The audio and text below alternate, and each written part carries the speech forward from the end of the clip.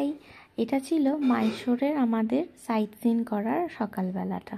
ঘুম থেকে উঠে রেডি হয়ে বেরিয়ে পড়েছি মাইশোরে সাইট সিন করবো বলে। প্রথমেই আমরা যাব একটা ওয়্যাক্স মিউজিয়ামে।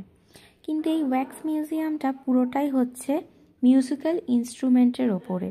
এখানকার যিনি রাজা ছিলেন, সেই রাজা মিউজিক খুব পছন্দ করতেন এবং তিনি বিভিন্ন সেই রাজা তো ইনি বিভিন্ন রকম ইনস্ট্রুমেন্টের ব্যবস্থা করতেন, নিজের কাছে আনিয়ে রাখতেন এবং এই মিউজিয়ামের মধ্যে সেগুলোকেই তুলে ধরা হয়েছে। প্রথমেই আছে ট্রাইবালদের বিভিন্ন ধরনের মিউজিক ইনস্ট্রুমেন্ট, তারপর এখানে রয়েছে বিভিন্ন ধরনের ইনস্ট্রুমেন্ট, গিটার থেকে শুরু করে সমস্ত কিছু। আর যে মানুষের মূর্তিগুলো রয়েছে সেগুলো ওয়্যাক্সের তৈরি, তাই ওয়্যাক্স মিউজিয়াম।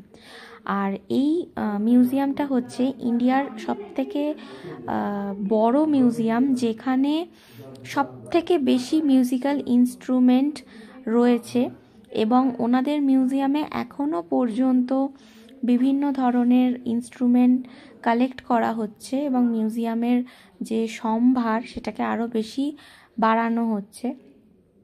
তো বিভিন্ন দেশের মিউজিক যে ইনস্ট্রুমেন্ট সেগুলো রয়েছে, বিদেশের দেশের সমস্ত কিছু, পাঞ্জাবি থেকে শুরু করে আফ্রিকান, চাইনিজ, জাপানিজ সমস্ত কিছু রয়েছে এখানে।